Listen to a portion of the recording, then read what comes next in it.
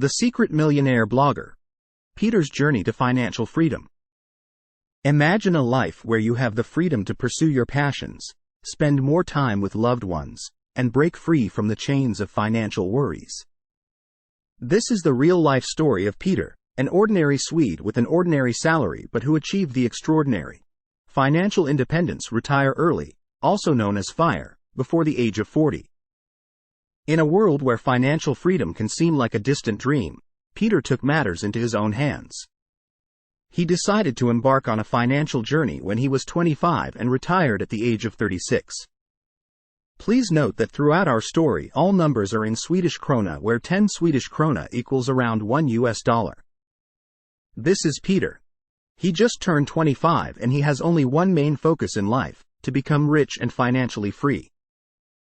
7:50 p.m. on the 1st of November 2006, Peter writes his first blog post in his blog, Millionaire Before 30, which also marks the first day of his journey to freedom. It will be exciting to write a blog. I've been wondering for a long time how it works and how to make the blog interesting without anyone knowing me as the writer. Just telling you about what I had for dinner might not really be enough, I realize. Therefore, I thought to let this blog be largely about my current life's only major focus: to become rich. I am 25 today. The goal is to have my first million when I'm 30, my third million when I'm 35, and my 10th million and financial freedom when I am 40. That is the only thing that circulates in my head day and night. 2005 to 2006, Peter's background and starting point. While studying at the university, Peter could easily live on $6,000 per month in student allowance.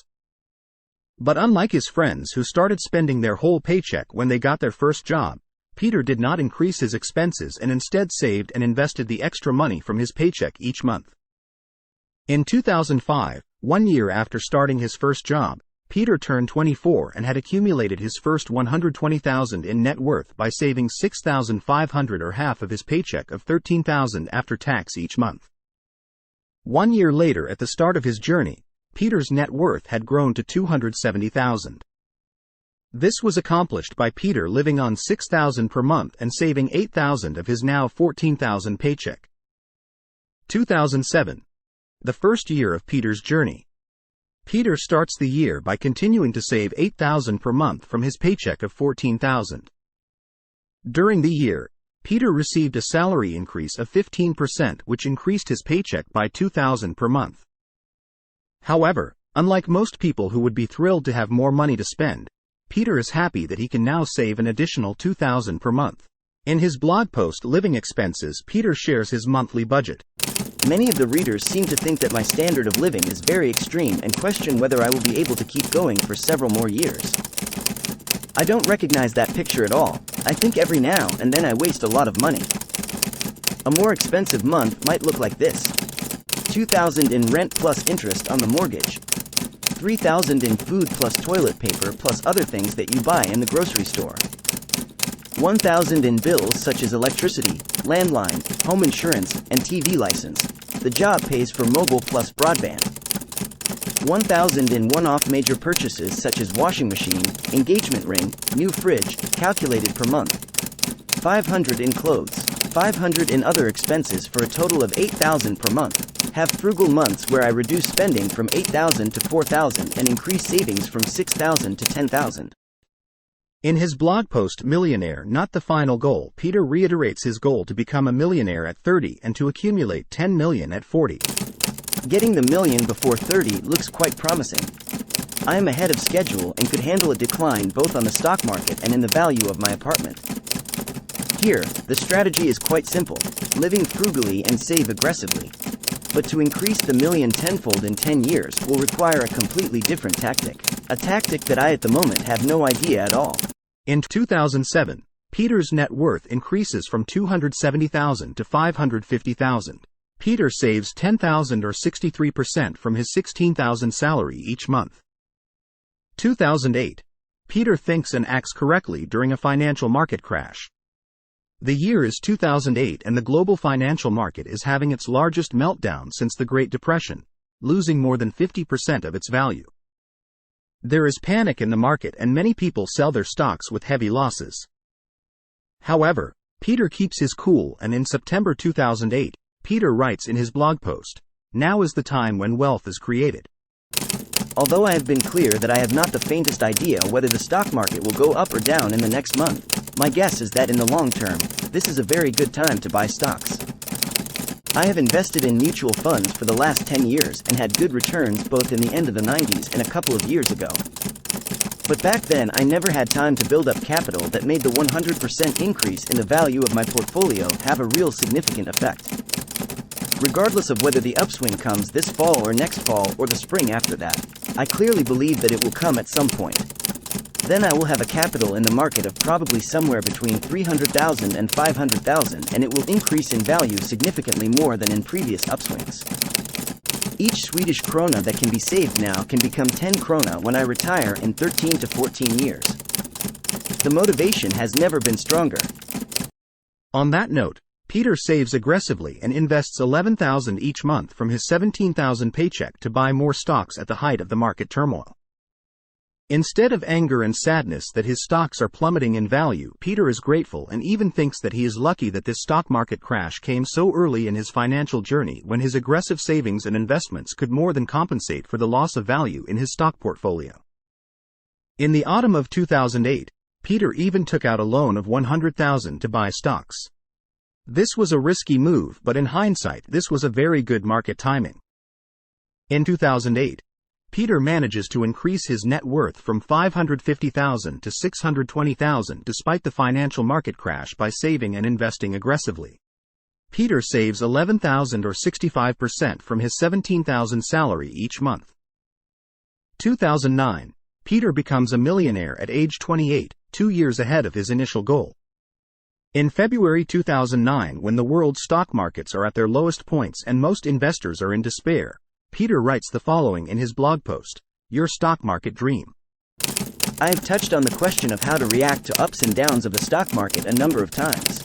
Is it for a person like me who saves several thousand a month and has no plans to sell, the best if the stock market goes up or down? During the downturn, I've tried to look on the bright side, even though it's not always fun to see the value of your stock portfolio decrease despite you putting 75% of your salary into it that month. In September 2009, less than 3 years after Peter started his financial journey, Peter reached his first goal of a net worth of 1 million. He did so at age 28, 2 years ahead of his plan despite experiencing one of the worst financial market crashes in history. He calculates that his aggressive savings contributed to around 700,000 and that his capital gains contributed to around 350,000 to reach his target of 1 million. When asked on his blog, "Now that you have reached a million that has always been your goal, does it feel like you thought it would, or do you feel disappointed in the feeling of being a millionaire?" Peter replies, "Love the feeling of being a millionaire. It is better than I dared to dream of." In 2009, Peter reaches a net worth of 1 million. During the year, Peter saves 12,000 or 67% from his 18,000 salary each month. After reaching his target of 1 million, Peter quit blogging as he felt that the goal of his blog with the name Millionaire before 30 was reached. Peter never started blogging again, and to this day no one knows of Peter's whereabouts, and that was the end of the story. Well, maybe not. In 2013, Peter starts blogging again and fills in the gap on what happened during the years 2010 to 2012. 2010 to 2012, Peter continues to save and invest aggressively. After reaching 1 million in 2009, Peter increased his net worth to 1.3 million in 2010, 1.7 million in 2011 and 2.4 million in 2012.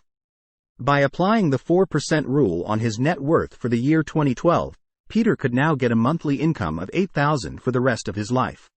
This meant that if Peter could continue to live on only 6,000 per month, he would theoretically have reached financial freedom. 2013. Peter reaches 3 million by age 32, 3 years ahead of his initial goal.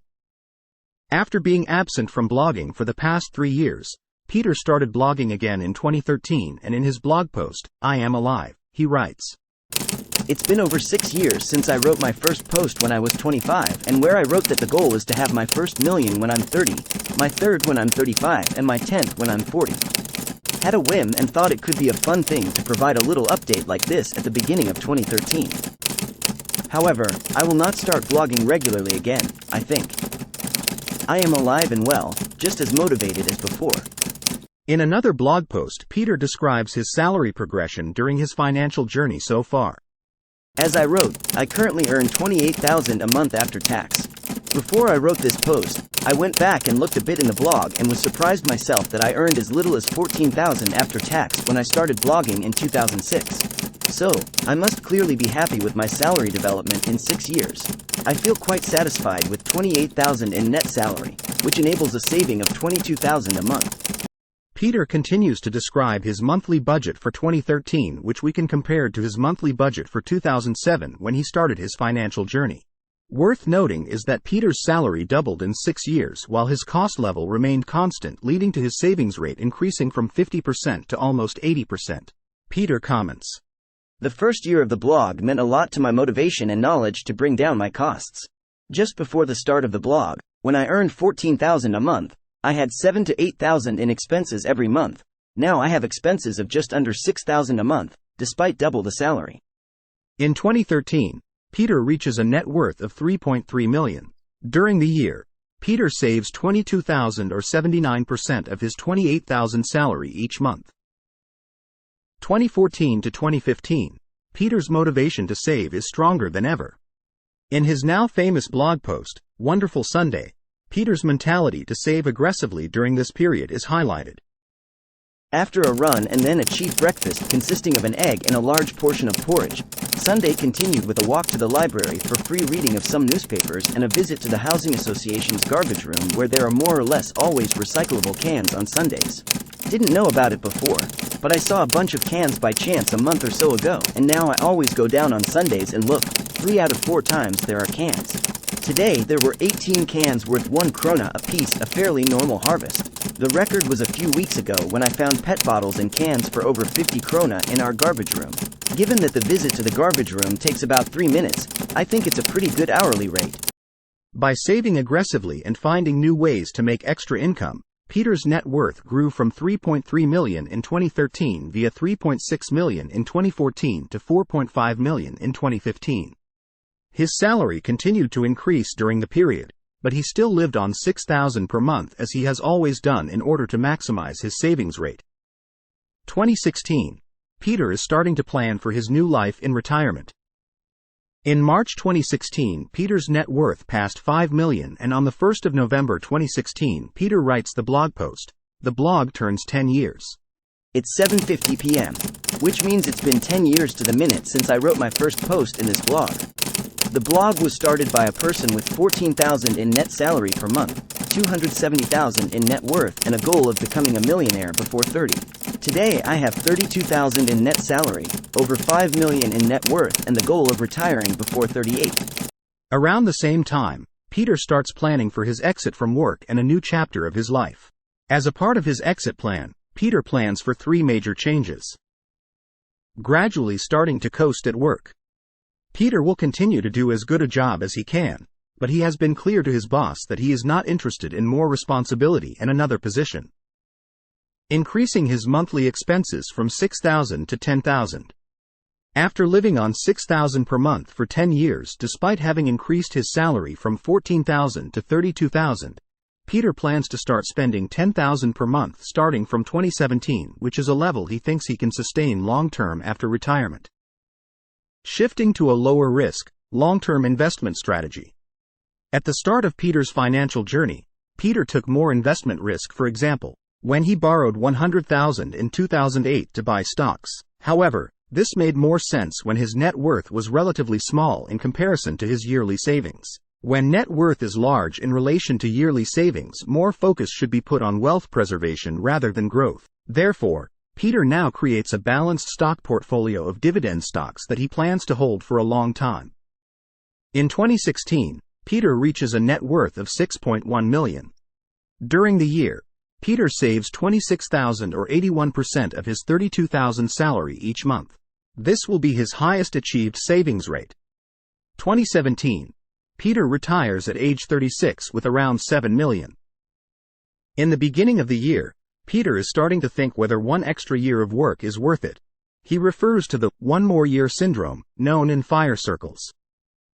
In his blog post, Pondering About the Future, he writes, Previously, the plan was to retire in the summer of 2018, something I have been mentally prepared for a couple of years and avoided thinking about as much as possible.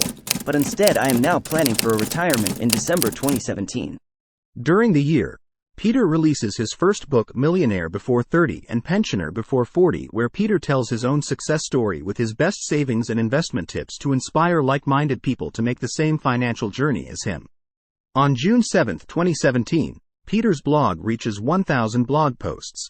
Peter writes, "A lot of focus on the book and my retirement, which is getting closer. Less focus on saving the last 5 krona each month." On the 22nd of December 2017, at the age of 36 and 11 years after starting his financial journey to freedom, Peter ended his last day of work. He shares his experience in the blog post Finally Free, where he starts by writing, "The moment I thought about at least once every day for the past 5 years is here. I have just left my workplace of the last 13 years for the last time. The feeling of freedom is overwhelming, and it feels at least as good as I imagined." He ends this blog post by writing, "I want to finish by thanking you for all the support and cheers in recent weeks. I know that I am not particularly rich, that for periods of time I have lived in a way that suits quite a few, and to stop working before 40 is something quite extreme that not everyone dreams of. Nevertheless, 99% of comments have been based on the fact that people are happy for me and that I have managed to live and work towards the long-term goal that I have now achieved. It's a quality I think is very nice, that you can be happy for others and support their life choices even if it doesn't correspond exactly with your own personal thoughts. Thank you so much for all the support. I promise to keep blogging about my new life starting today." In 2017, Peters retires with a net worth of $7 million. During the year, Peter starts spending $10,000 per month compared to $6,000 per month in the last 10 years. 2018 to today, Peter's life in retirement.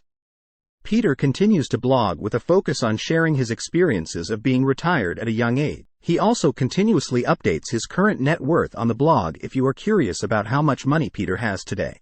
In 2018, Peter released his second book, The Simple Path to Financial Freedom. The new book focuses on why so many people today dream of financial freedom and how you can get there if you want.